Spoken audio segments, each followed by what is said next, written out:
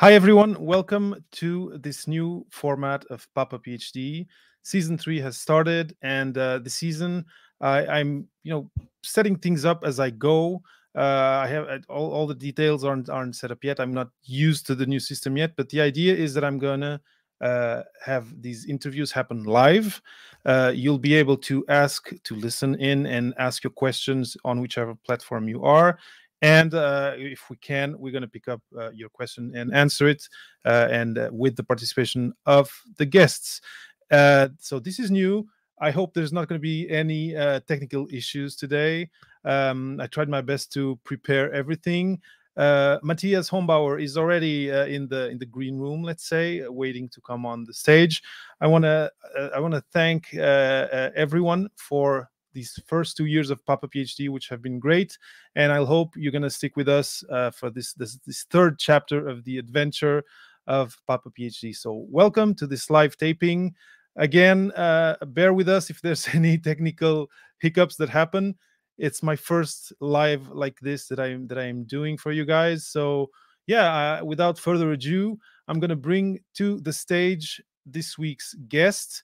And so Matthias Hombauer has a PhD in molecular biology, but he decided to follow his passions to become an international rockstar photographer for Usher, for example, the Prodigy, Iggy Pop. And when his daughter was born, he wanted to spend as much time as possible with her and built the largest concert photography community worldwide from his bedroom. Now, having 2 kids, a wonderful wife, and leaving his dream, he wants to help you to live a passionate life. Welcome to Papa PhD, Matthias. Hey, David, thank you so much for the nice introduction. I really appreciate it. It's totally my pleasure.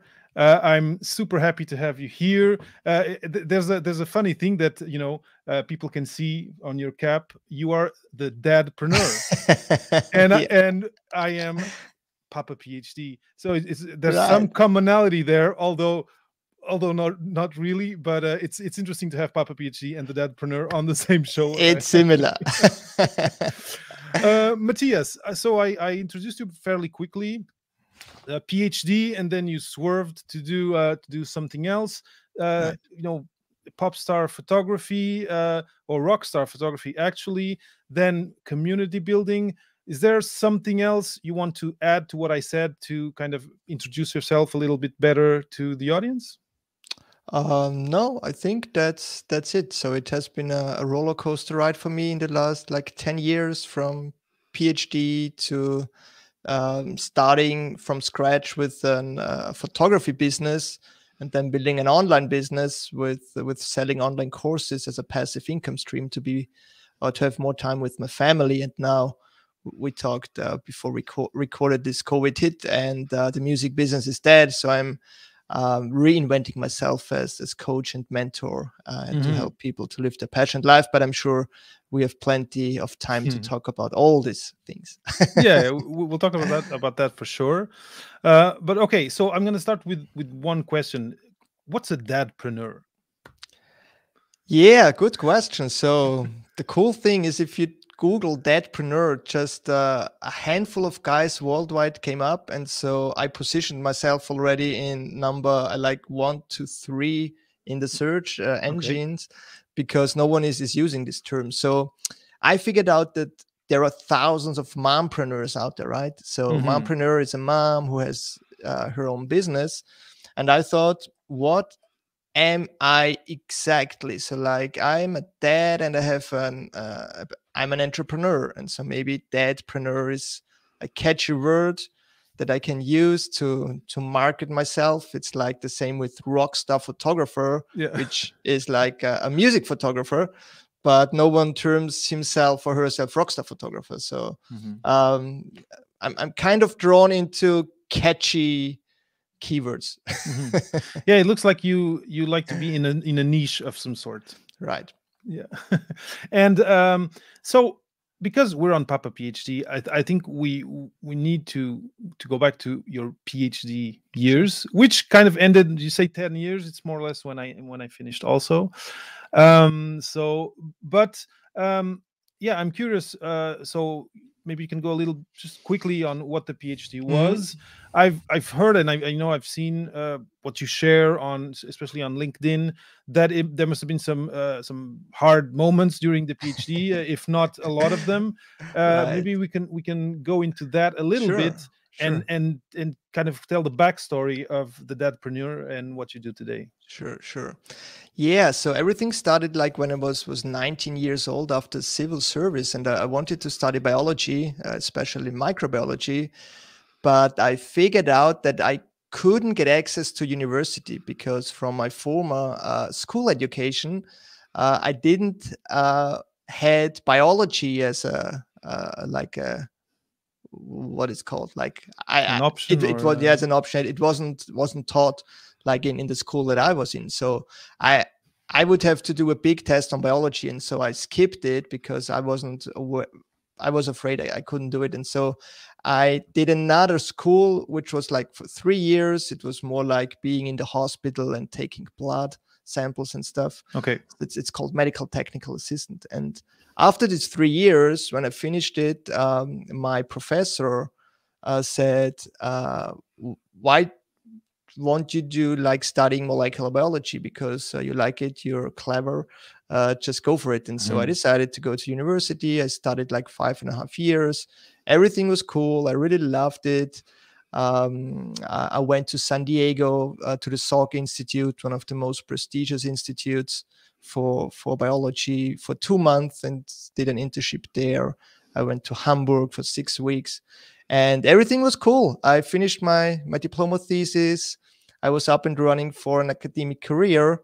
Yeah, and then I started my PhD thesis like in 2008, I guess. Yeah, in the same lab as I did my master thesis.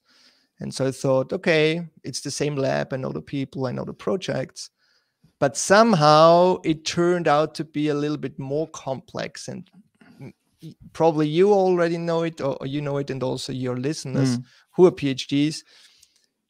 Doing a PhD is kind of hard and challenging.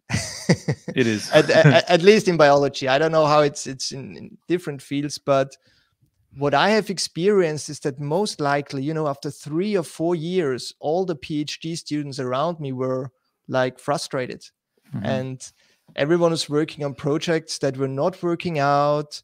Then there were some issues with payment. The PI didn't get any money because they were not funded properly, so they had to work for free and stuff. And so it was like it didn't feel right for me. Mhm. And I was on a project, which took me like 4 years, and then just some minor results came out, and so I was really frustrated. And so I started to think, like 2 years in my PhD thesis, is this really the life that I want to live? Mm.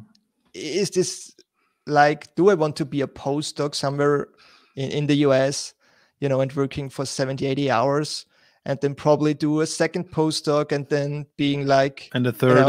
know, a third, or like then you're in the middle of your 30s or so, or 40s even, and then what should you do, right? I don't want to Mhm. become a PI or a group leader. And so somehow my body already told me you might find something different, but I had no clue. And Mhm. honestly saying, the last 2 years of my PhD were the hardest ones, because not only because of the projects, but also because I was kind of lost. I didn't know what to do.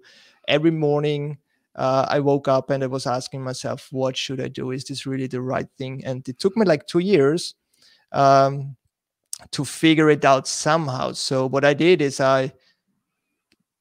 coincidentally, I started to pick up a camera and started like photographing, landscapes and flowers Mm. and some portraits. Um, and then there was one story, and this might sound esoteric, but this is how it really was. So I was cycling with my bike to work, and all of a sudden, a voice inside my head said, "Why are you not going to become a concert photographer?" And this was weird because I never thought of it. I never had an idea that this is actually a profession. But what I figured out afterwards is that it was my intuition telling me music is a big part of my life. I was, playing in a death metal band when I was 13 years old with such long hair, and I went to a lot of concerts. So music was an important part, and then this passion of photography kind of started to emerge. And so somehow my subconsciousness or my intuition told me, hey, why not combining those two? And so this is what happened. I arrived at work, I Googled concert photography, and there were one guy in the US who had a blog, Todo Young, and I was hooked. And I thought, okay, that's it, let's do it. And from there on, it took me, like, as I said, 2 years to figure it out how to become a concert photographer. Yeah, that's the story. So, okay, so now this is it's interesting. You talk a lot about feeling and about your body telling you, things are, this is not my place, and then telling you, oh, this is something I can thrive in. And I find that very interesting, and I do want to talk about it a little bit later. Sure. Because I also know if in other conversations that we had that you also do meditation, and I think this and I find myself very interesting, this question of being in touch with your feelings, with your emotions, but also with your body sensations, and with the moment, with the now, right? But we can maybe talk about this later. Sure. I really wanna ask this question, which is, during your PhD, were you aware, did you get any, like, let's say, emails from the PhD program or from the department offering you career preparation, career readiness training? Because it seems to me, and tell me if I'm right, that you were totally at a loss when you finished. Yeah, I mean, there was not really a program when I started out, because there were different ways to go about it. So I started at the kind of main university, and then there was the medical university. And the medical university guys had a fixed program, they had to do some journal clubs and all this stuff. We also did it in the lab. But for me, it was like I was working in the lab. I had some people who helped me out, like postdocs, but there were not really like a support team around me, I would say. Mm-hmm. What I had, though, is, and I was lucky that I got it, it was a fellowship stipend from the Sharing Stiftung from Berlin, which is also a prestigious one. So, once you get it and you have your PhD, at least they say all the doors are open for the academic career because you've got this fellowship. So this made it even harder for me to say, okay, guys, thanks for the money for 4 years, but not with me. Unfortunately, this wasn't any issue for them. They just bet on the wrong person, I guess. But it was like more, figuring it out for yourself in the PhD program. Yeah, it's interesting. It's a numbers game for them, right? They have this many stipends to give, and even, like, I don't believe that that everyone that gets the stipend has a spot in the end in academia. But first, I've had conversations like this because I also was lucky enough to be in a PhD program from Portugal, where I got a stipend from the Portuguese Foundation for Science, but also ended up not following up in academia and research. And I did have a little bit of guilt, kind of like what I feel that you might feel yourself. But the thing to remember is, you did work these 4 years, and in my case it was 6 years on this project. And that, in my case, and I don't know about you, we can talk about that later on, like 5 years later, and then 6 years later, there was 2 papers that came out almost directly from what I did. So in a way, that investment was not, I think it's sad. I think that it's sad that people, you, me, or other people that are listening might be feeling guilty about this. I think it's an opportunity. You take it. You grow up.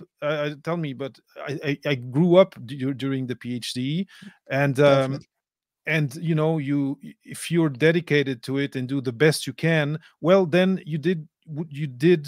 How can I say? You respected that trust that was put in you, but then nothing obliges you at the end to say, okay, no, this is what I want to be, if your gut is telling you that you don't.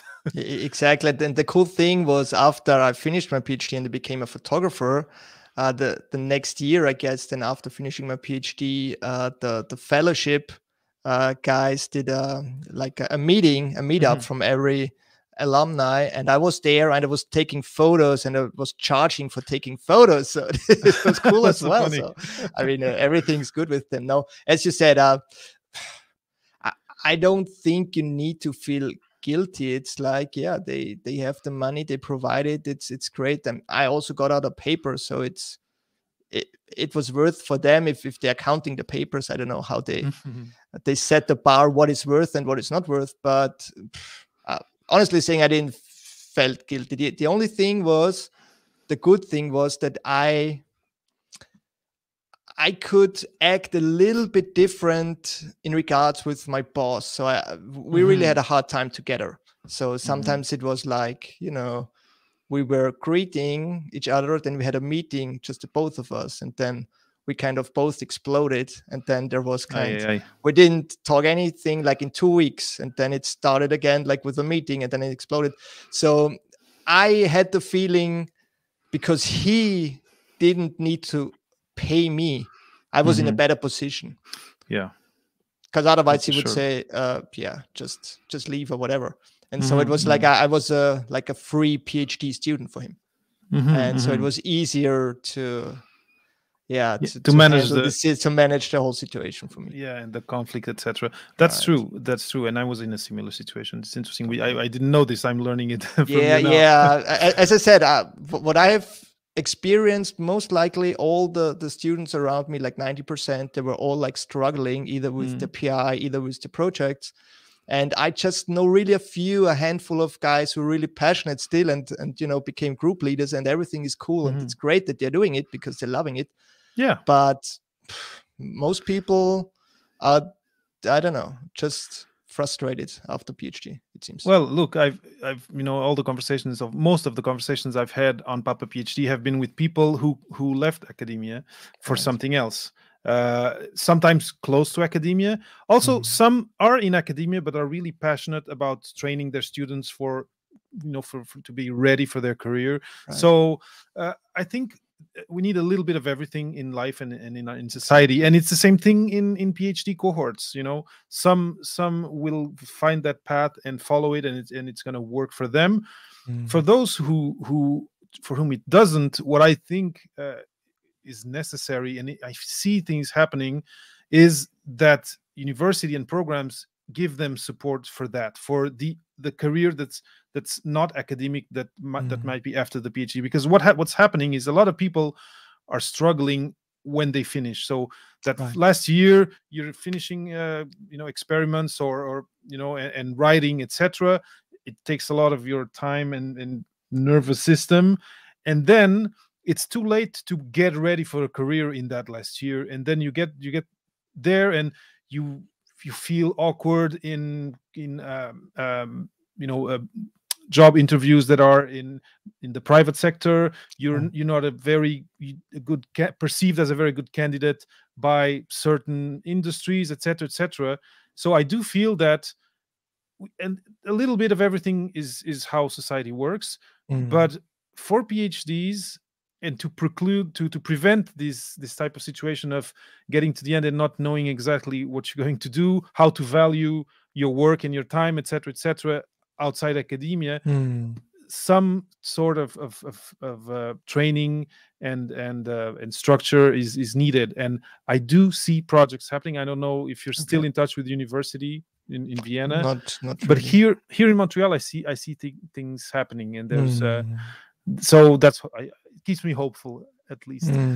So what I've seen is this was, I guess, in my group, but after when I finished, so there were some, like, not a project, but people were working on a project, like you have a postdoc and then he or she gets a PhD.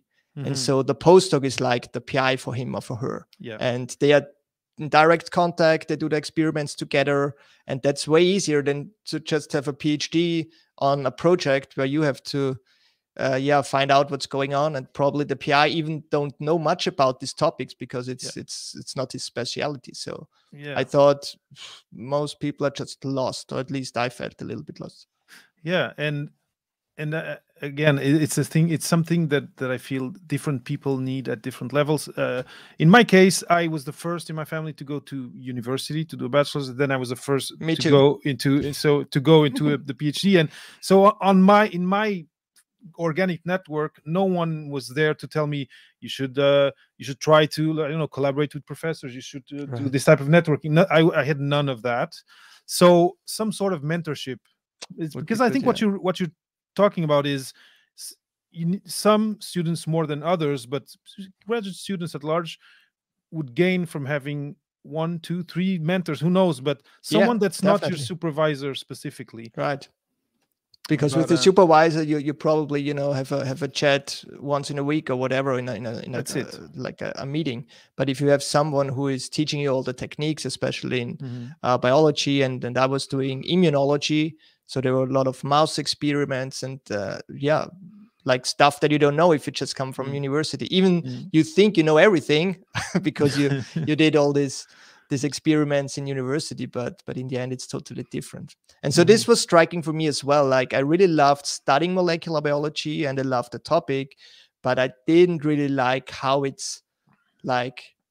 the real world works in terms of being a PhD and then also the lab. The lab. And we all know, like, if you want to publish and you have another group who is doing the same things, but they know more of the reviewers, then you have no chance. And this happened there as well. So there were people who were working like 6 years on a project, and 3 or 2 weeks before they submitted the paper, another paper came out from a different group and scooped them. Oh my gosh. And scooped them. And that's, and then you have to rewrite it, and then you have a review period and whatever it is. And I mean, that's just, another half year, another year is passing for a sorry fucking publication that probably no one needs. Just you as a PhD, you need it, right? Yeah. And then being scooped. I remember my PI, I think, had been scooped during, I think, his postdoc or something. And I remember it was one of his big preoccupations was to not, to preclude being scooped at any cost, because it's really tough. You've done all this time is kind of to the trash. Right. And the higher the hierarchy, like my boss always wanted to publish in Nature, I mean, the harder it gets, right? I mean, of course, there were people who needed like 6 years doing experiments to get a Nature publication out there, Nature Immunology. And still, just because you're working like 6-7 years, it's no guarantee that you get a paper. Yeah, no, it's true. So I didn't like the politics, so therefore I thought, okay, that's not for me. Well, for sure. And again, that's why I think also, you can arrive to the PhD with a kind of a, let's say, romantic idea of what it is, because you did a master's and you found it interesting, and also you did your bachelor's and you heard all these stories of how this discovery was made, how this was developed, and it's all kind of there's a magic to it, right? And I think that's what attracts us to science and to discovery. But Watson and Crick, oh my gosh, I love to read the biography. Yeah. So but then when you get to the lab and then you do Western blots and they're not working for X times, and then you go get this blessed by God postdoc who any blot that they do it works, and then you're like, what, right? And it's the whole reality of of the lab. And again, we're talking, of course, about biology and science labs but it's.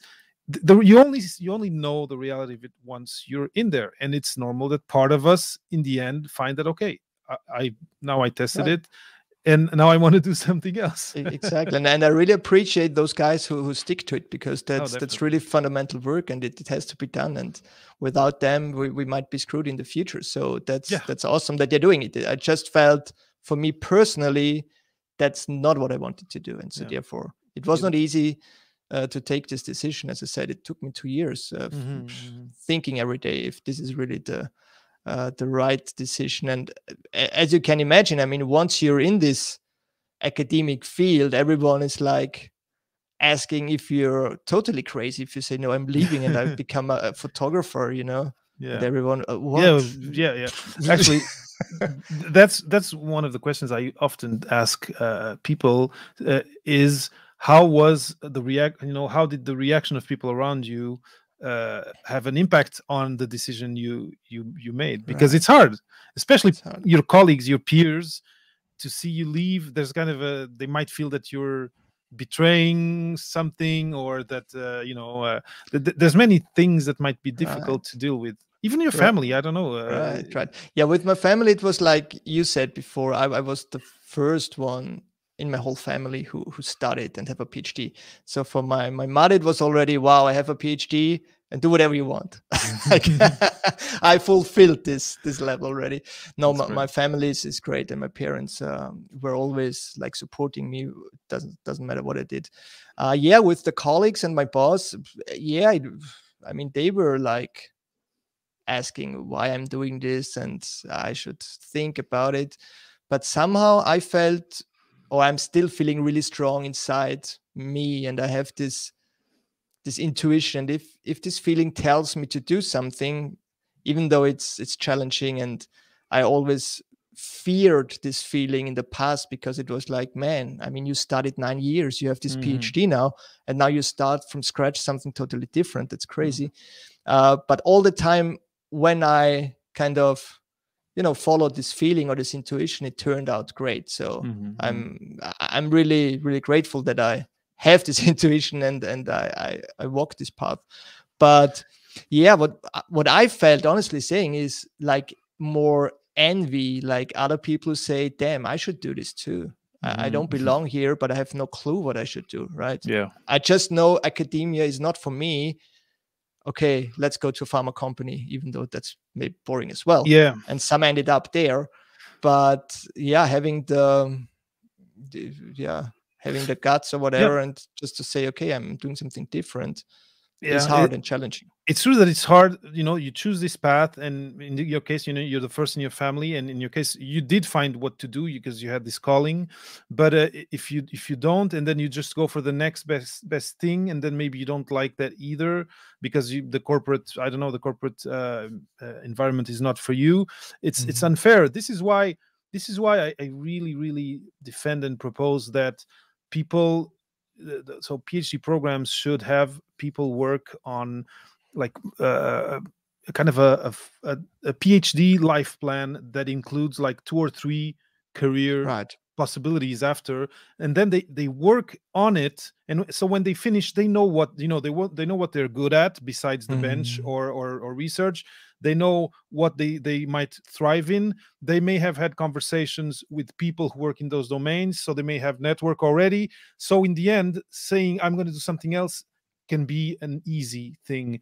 And this is what I think is unfair: is you go for the highest level of degree that you can, and then you kind of dropped off a cliff at the end. And this is Yeah. what I want to change. Yeah. And if you don't have a publication out, I mean, you might not even get your PhD, because there were some discussions like, okay, you need a first author papership, otherwise you don't get it.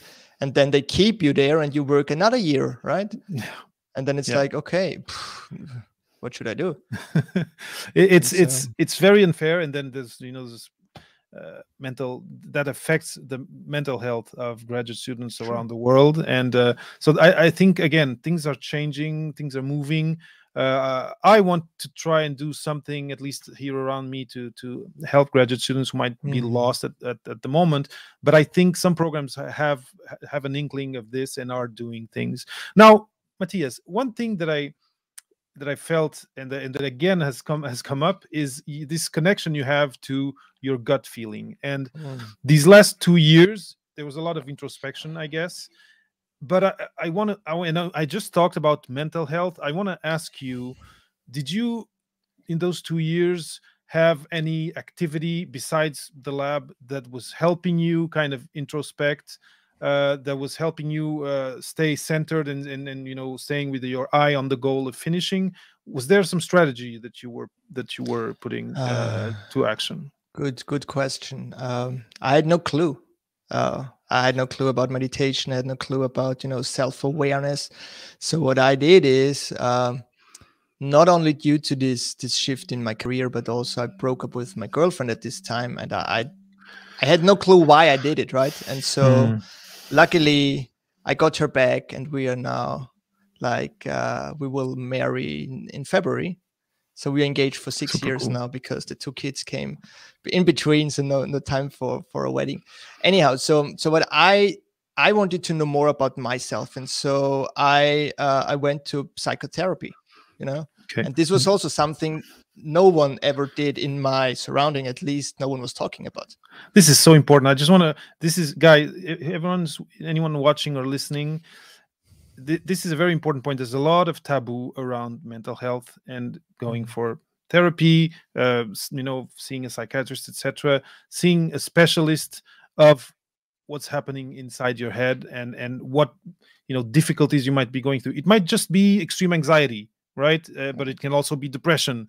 I'm super happy that you go into this. Was this during the PhD? Yeah, it was still during the PhD, and I wouldn't say this was like the solution for everything, because it was like psychotherapy. It's like they're asking questions and you're sitting there and you're telling a story to some stranger, which feels somewhat comfortable, and that it's very good. And in the end, I tried a lot, and then I go to some other guys, and I think what helped the most is, this was funny, because this was a woman, and she had a ball of stones in there, and she said, pick 10 stones and tell me who they are. So they need to be like people that are important for you. Okay. And so I picked these 10 stones, and I said, yeah, that's my mom, that's my dad, my grandma, my friends, blah, blah, blah. And so I did the 10, and then she said, yeah, but someone is missing.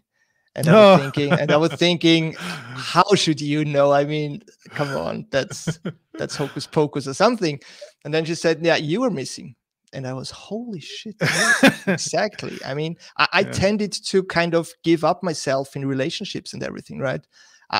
And then this was always the same thing. And so I thought, okay, maybe I'm the most important one, not in an egoistic way, but like, if I'm not working properly, how can I give love, or how can I be of service, or can I be? Awesome. And so you know this metaphor from the airplane, where they say, okay, when the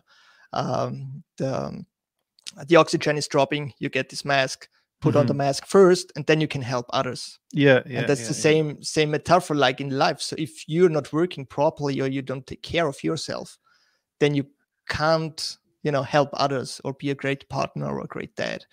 And so this really struck a chord with me. And so from there on, it was like, okay, gradually being more aware. And as I said, now I know it was this intuition, or my gut feeling, that told me to live this passion, this crazy passion as a concert photographer. But back then it was, oh man, I don't want to feel this. I don't want to have this feeling, because I know exactly I need to change it. I don't want to change, because I studied so hard for 9 years. I mean, I was like 32 when I finished the PhD. And so it was like, what should I do now? What, goddamn, this feeling, I don't want to have it. But then I figured out it was always the right decision. And it can be challenging, it can be hard. But from my experience, when you have this intuition and you follow it, I think it's the best way to go through life, even if it might be challenging, or it might break, the norm, the social norm, or whatever it is. I agree. And if you're in a situation where you can't put the finger on what's wrong, going to find help, or professional help, right, is it can really unblock that that kind of situation, and open your vistas to something else. And the point that you said of taking care of your mental health and a view first, so you can then interact, give love, care for others, serve, etc. It's super important. And exactly. And I love the device you use to get you there. It's super cool.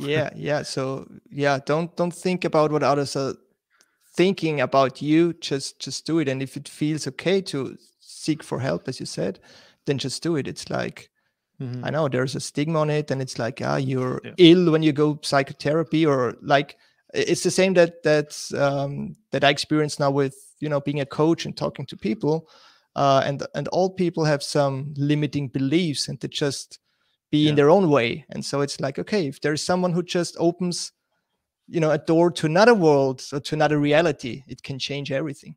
Yeah.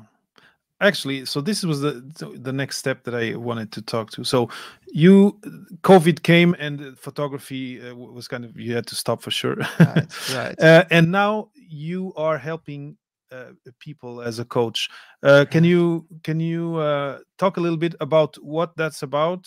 Does that have anything to do with meditation or not? That it's just my curiosity now. Right. Yeah. So I'm in this process to find myself again and to pivot a little bit. And so a couple of years ago, I started to think like, I'm this dad because I want. I went into photography. I became an international concert photographer, and then my daughter was born, and I thought, I want to be the dad who is with her at home, and I don't want to tour with all these guys in the world, and just be a stay-at-home dad. And so I figured out if I can do an online business, build an online business, and sell a course how to become a concert photographer. Actually, my way how I did it, then I can generate passive income, and I can be at home. And so this worked out. Luckily, was a great success. And then COVID came, and so I thought, okay, what did I do the last years that I can help people with? So first of all, I'm a dad of 2 kids. Noah is 2.5, Mia is 5 years old. I work from home. It's like, okay, everyone is now in home office, and it's challenging for a lot of guys, especially if you have kids. And in the last years, I really got into this, this self-development niche, I would say. So how can I become my best version for myself, for my partner, for my family, being it, being it mental health, being it being grounded with meditation, breath work, doing exercises, eating well, and all this stuff. And so I figured out that there are a lot of people out there, especially also PhD students. We are all these kind of high performers, right? We need to perform. Everyone needs to work longer and work harder. And I can remember, I was the guy who left the lab at like 6 p.m. And probably in the eyes of my boss, I was the loser, because the heroes were the guys who were there at 10 p.m. still, right, doing some experiments. Even though they watched 4 hours YouTube, no one cared. So I figured out that a lot of those guys, and some of my clients are also CEOs from bigger companies, they are all like on the gas pedal all the time. So it's like working longer, working harder. We need to get more results. And the truth is, that's really like the straightforward way to burn out. And we all know this. And there is scientific research on peak performance, most likely from sports, like pro athletes, that you can't just go full in all the time. So you need like resting phases as well. And this is what I found for myself, and meditation is one of them. And what I would like to help people with is, like, if they're in this high peak or peak performance position, and they have the feeling somehow they are burning out, how can I sustainably get great results, but also like on a healthy level, and how can I be the best version? So this is kind of the, let's say, working hypothesis I'm up for, and I'm testing. And right now it's working great. I started a coaching course as well, and just to get more information about it, how to professionally doing it. But in the end, it's more like coaching with mentorship, like what I experienced in the last 10 years, and hopefully I can help people out with it. So I'm scrolling here the URL from your coaching. So people, if someone in this type of position who wants to be able to be grounded and wants to look at it with you, they just go to MatthiasHombauer.com and this link, and they'll get a consultation with you. Is that it? Right. So you just fill out a form, then I get an email, I get back to you, and that's just a free welcome call, just to figure out if I can be of help or service. Okay, that's super cool. I'm going to leave it there for a little while. Sure. we're reaching the end of the interview. I want to try in season 3 to keep it 40 minutes ish. Sure. But and because this is the live taping, we can then stick around a little bit and chat.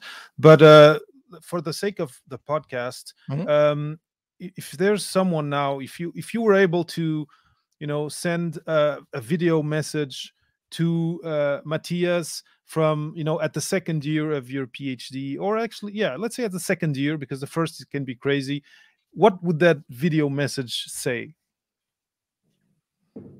If I would send a video message to some guys in the second to you, year. to yourself, to myself, yes. Yeah. What would I say, Matthias? Stay true to yourself. Believe in yourself. You can make it. Sometimes you need to be patient. Sometimes it's challenging. Everyone is struggling. But the most important thing is to listen to yourself and what your body tells you. And then go for it. Doesn't matter if it, is not the norm that you or how you should act. But I think be true to yourself, and then everything will be fine. Amen. Amen to that. I think it's good advice. I think often, especially when you're a young graduate student, you give a lot of weight to what your PI maybe says, but also maybe family or your peers might say. And I believe this must be part of your coaching, but just because of you mentioned it so much, this question of being able to listen to your gut feelings, sometimes to what your body says. Some people can, you can express as like a stomach ache or tension or whatever, but to be able to get to, instead of putting yourself, like you were saying, at the back of the room as the least important person to listen to, and there's all these other people in front that supposedly have a priority, to say no, okay, I need to listen to myself. And this might include quitting your PhD if it's really not working for you, if it's hurting your mental health. Don't be afraid of that. People have quit PhDs and are quitting PhDs and have great lives afterward, and are able to find what they love. And again, a PhD is made of experiments, but it's also an experiment that you're doing on your life. You never, unless you're doing a second one, which some people do also, right. you can't be fully sure that you're gonna thrive in a PhD until you get your feet in one. And so I think you do need to stay open. And one thing that because I also used the mental health counseling services where I was here at McGill University, and it is when you start your PhD, try to look and find all the resources that you are entitled to as a graduate student, and it includes physical health, but also mental health, sports facilities, anything that is offered to you that whenever you finish your degree, then you don't have access to anymore. And use those. They're not the lab, they're not your research, but they're there because they're important for you.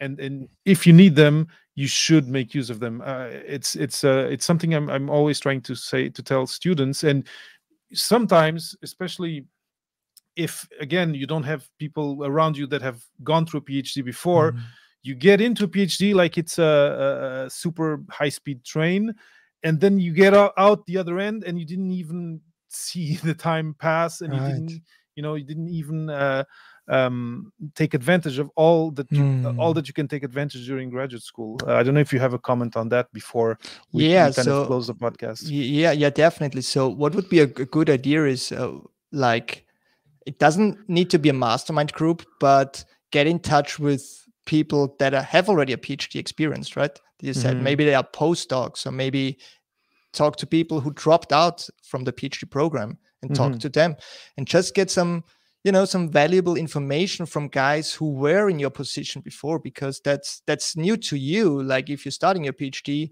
but it doesn't mean that no one was there, because we all were there. And so if you can get some valuable information, so it might get easier for you as well, or at least you know what you can prepare to, right?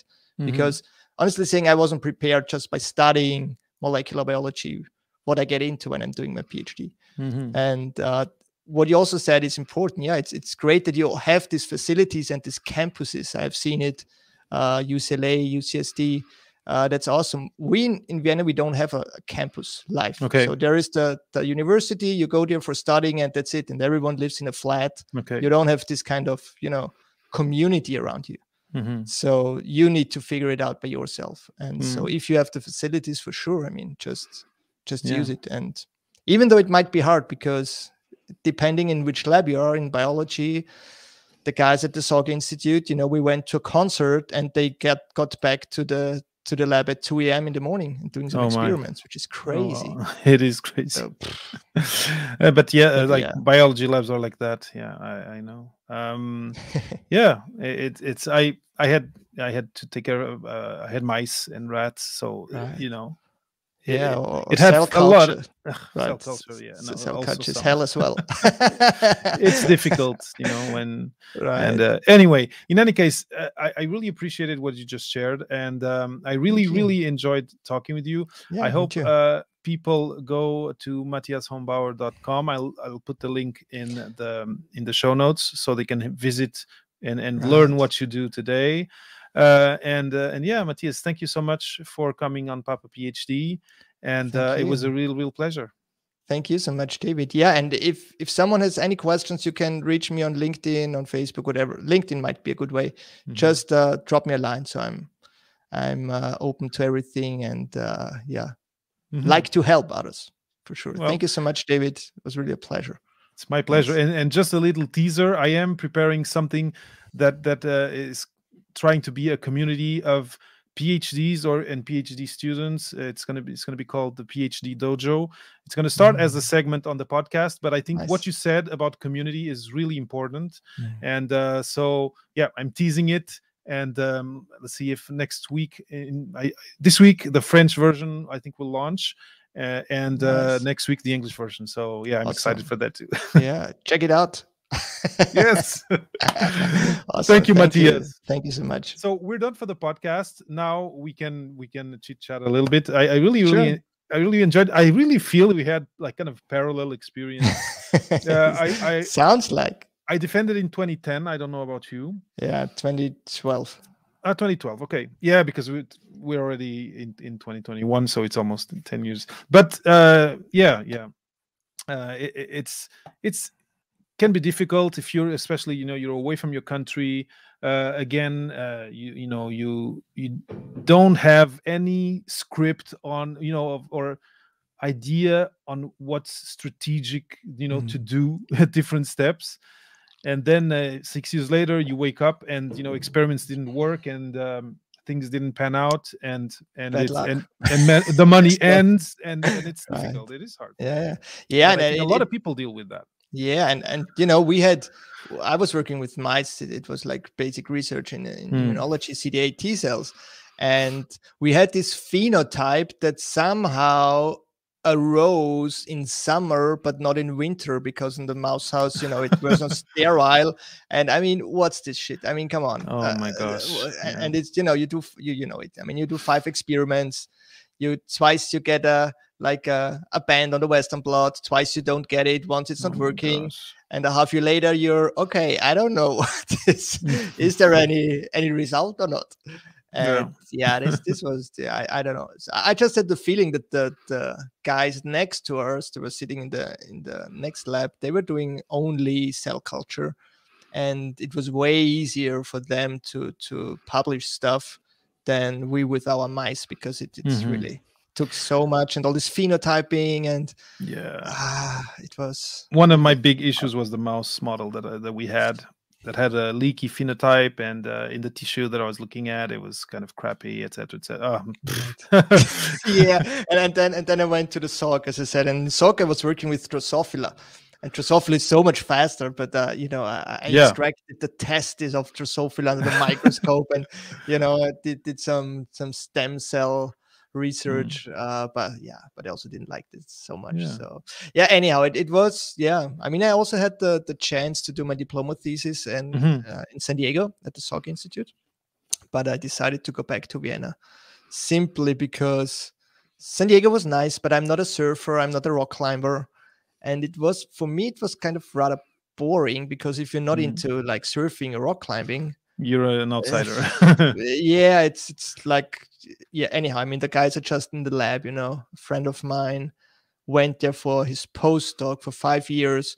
He was in a lab with like 50 PhD and postdocs. I mean, it's insane. You don't find this here in Austria. And after 5 years, he quit and said, I mean, there's nothing coming out from this publication. And, going back to Switzerland and being there in a pharma company with like 35. So yeah, that's hey, really... I have a question for you. I just got these produced Papa PhD sticker. Do you want me, you don't need to tell me your address here live, but would you be interested in having one? Sure. Then Send it over. you'll give me your address. My idea is, so I have a Patreon and buy me a coffee, and this is thinking of the supporters there. Nice. And I just got them today, so super happy. Awesome. My sticker. And congrats to the to your project. I mean, season 3, it's nice. So you're still sticking to it. Yeah, and I'm also, I was falling into kind of a I don't know the expression, but of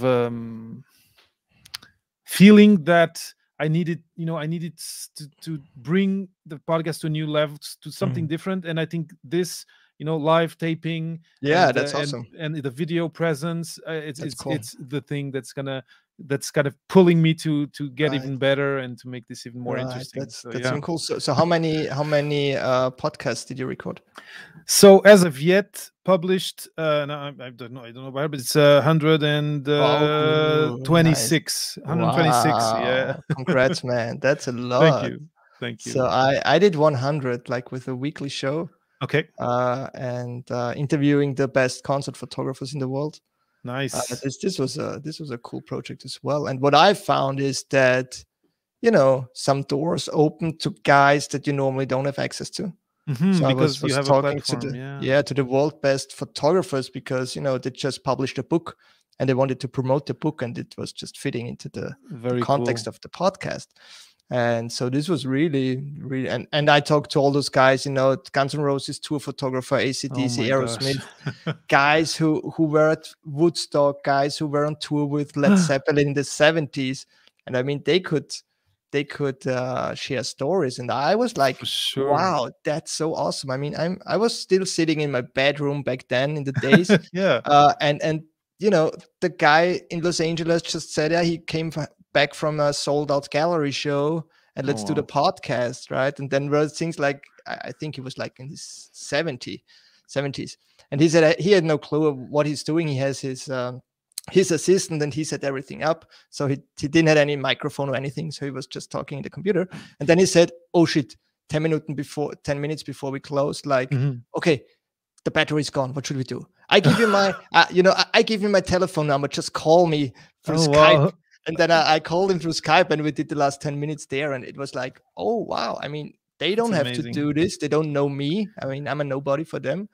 But if you give someone a platform where they can share their story, it's awesome. Yeah. And so, if you're well organized, you've researched, you're an interesting, you can have an interesting conversation for sure. It works.